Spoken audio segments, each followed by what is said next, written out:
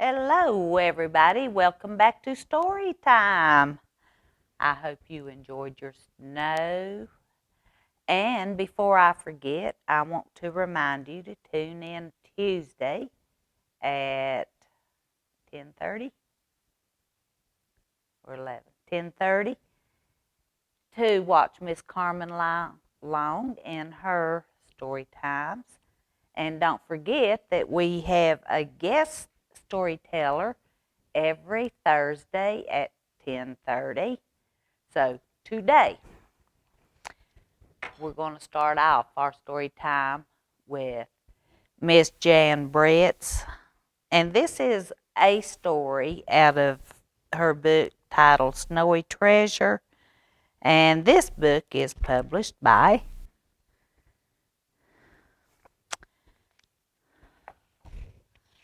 I don't know. G.P. Putman Sons. So, today's story is titled Gingerbread Baby. Look at that beautiful house. And pay attention to the pictures in this one. Her books have the most beautiful pictures. Oh, look here. We have gingerbread pattern. I see a rolling pin and a big bowl. It looks like they're getting ready to make something. Okay, gingerbread baby. It was cold outside, and it was warm inside. A fine day for gingerbread, Maddie thought. Maddie's mother put the big blue bowl on the table and lit the stove. Maddie took down a worn-looking cookbook with old-fashioned writing on the cover. He opened it up to the page that said, Gingerbread Boy. I thought that looked like a pattern for a gingerbread boy. They measured and mixed. Maddie rolled the dough into the shape of a gingerbread boy, and they popped him in the oven. Bake a full 8 minutes. No more, no less. And do not peek, the recipe read. Maddie listened to the clock. Tick-tock, tick-tock. 1 minute, 2 minutes, 3, 4, 5. Maddie couldn't wait any longer.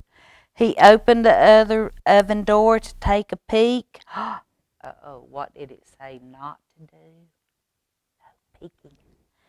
Instead of a gingerbread boy, out jumped a gingerbread baby. He pranced around the big blue bowl. I am the gingerbread baby, fresh from the pan. If you want me, catch me if you can. Maddie's mother reached for the gingerbread baby to put him back in the oven, but he ran all around the kitchen. The door opened and in came Maddie's father. What's that delicious smell? He asked as the gingerbread baby tumbled through his legs and outside in the yard. Oh, here he goes.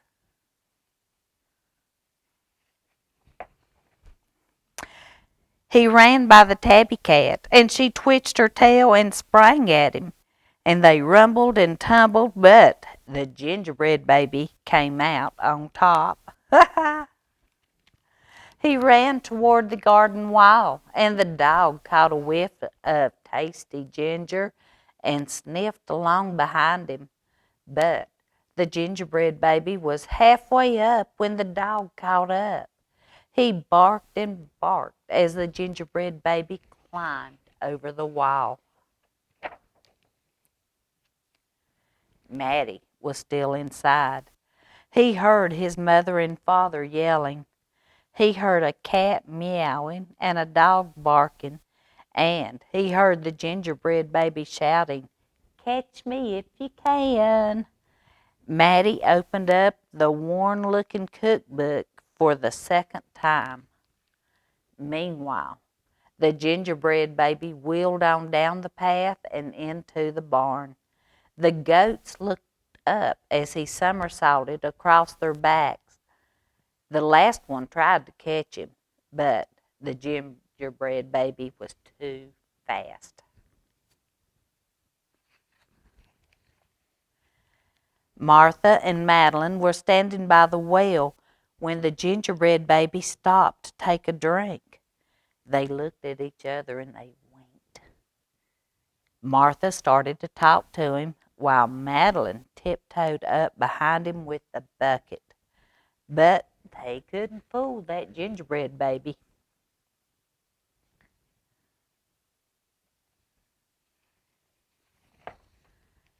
He took a braid from Martha and a braid from Madeline, and he tied them into a knot and ran down the road. Back in the house, Maddie stirred and mixed and rolled the dough. He shaped it and put it in a pan and into the oven. Tick, tock, tick. 8 long minutes. This time he didn't peek. I will catch him if I can, Maddie said to himself.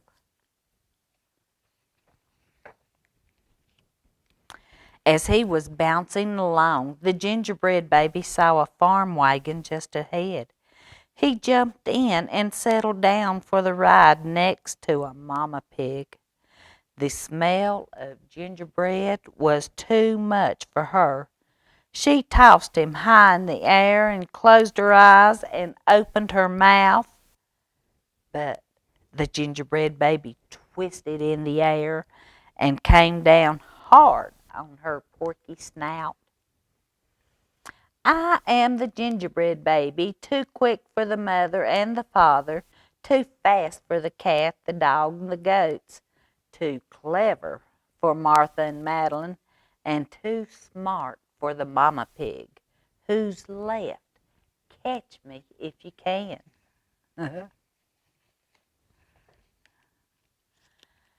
Feeling smug, the gingerbread baby strolled along by himself until he came to a bridge that crossed over to the village. And just as he got to the middle, he heard running feet behind him and saw a crowd of villagers ahead of him. The gingerbread baby was trapped. He jumped up onto the railing, backflipped through the air, and landed on a chunk of ice floating down the river.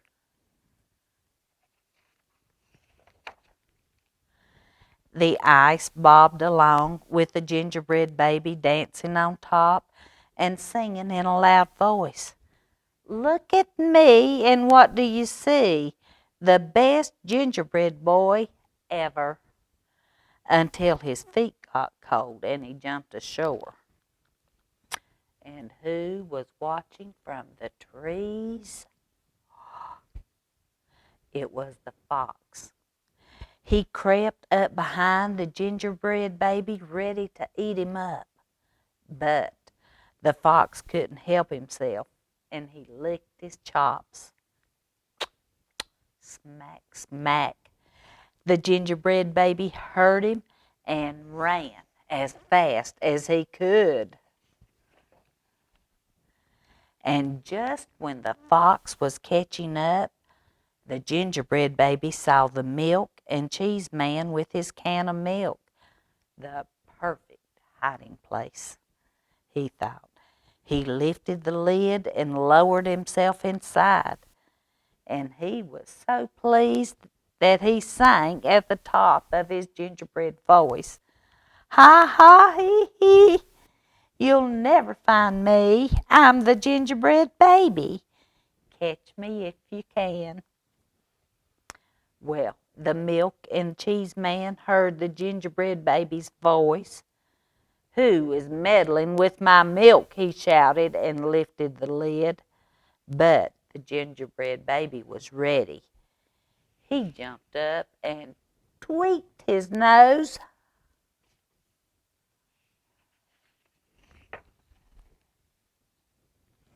Now, the milk and cheese man, the fox, the villagers, the mama pig, Martha and Madeline, the bleating goats, the barking dog, the meowing cat, the father and the mother were all after the gingerbread baby and getting closer. And he knew it. The brash baby was not as peppy and proud as he had been. He sniffed a familiar smell and followed his nose into the woods. He couldn't believe what he saw. There, in the middle of a clearing, was a gingerbread house, frosted with sugar and covered with candy, and doors with peppermint handles wide open. The gingerbread baby clapped his hands with glee and ran inside.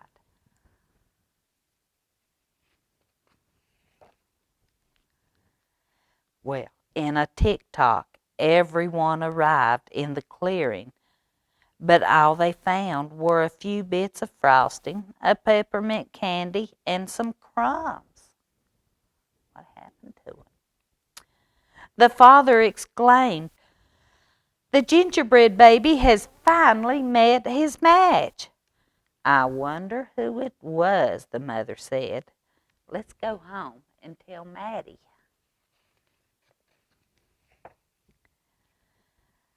"Hello, Maddie," his father said when they got home. "We never did catch that gingerbread baby. All we found were some crumbs in the snow." "I see you have been busy," his mother said, looking at the gingerbread house Maddie was holding. "Too bad we never caught that gingerbread baby." "Too bad," said Maddie.